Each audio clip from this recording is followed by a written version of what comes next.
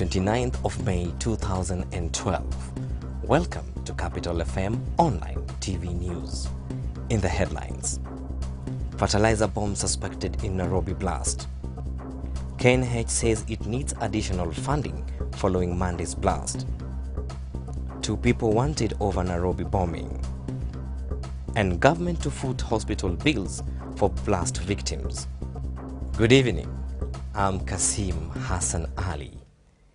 Investigators from U.S. Federal Bureau of Investigations and the local police probing the Moi Avenue blast, which ripped off the top of Asanan's house and wounded 38 people, are now convinced it was caused by a fertilizer bomb. Sources at the CID who are involved in the investigation have told Capital Newsbeat that the smell of ammonia at the scene of the explosion on Moi Avenue indicates the possible presence of a fertilizer bomb, which is commonly made of ammonium nitrate and fuel oil.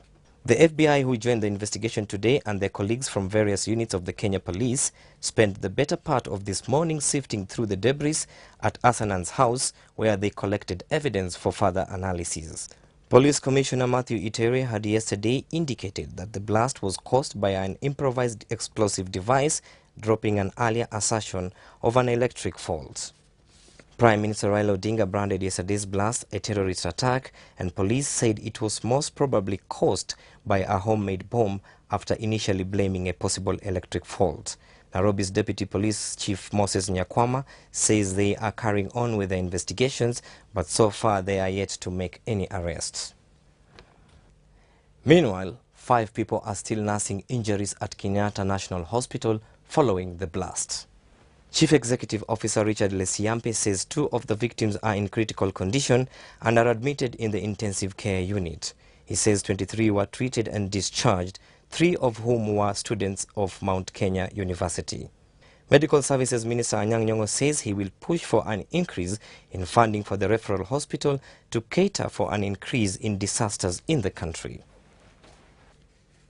Police say they are now looking for 2 suspects involved in yesterday's attack in a building on Moi Avenue in Nairobi.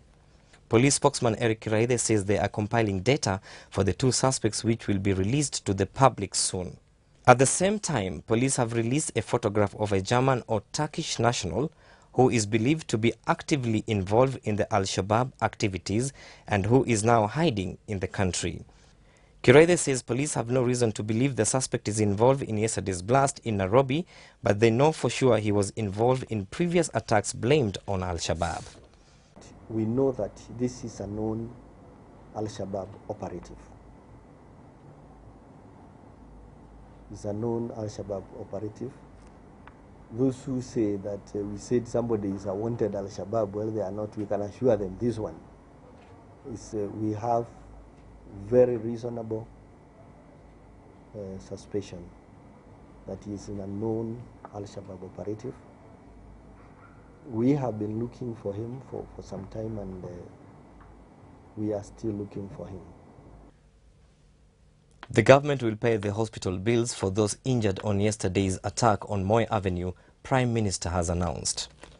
Raila, who spoke after visiting the 4 still admitted at KNH, insisted that government will not be cowed by attacks on innocent civilians. As at Tuesday evening, the Kenyatta National Hospital still had 4 survivors still admitted. 2 of those are admitted in the intensive care unit with various degrees of burns. He insisted that police will have nothing to hide if they apprehend the suspects behind the blast, following questions on the ability of police to conclusively investigate previous similar matters. He said the Kenyan people needed to be trained on how to respond on situations such as blasts that happened on Monday afternoon. That the government is going to meet all the expenses, the costs of treatment for the victims of this blast. Police are continuing with the investigations, and shortly more information are going to be made available. With that, we've come to the end of our top stories today. Thank you for staying with us. I'm Kasim Hassan Ali.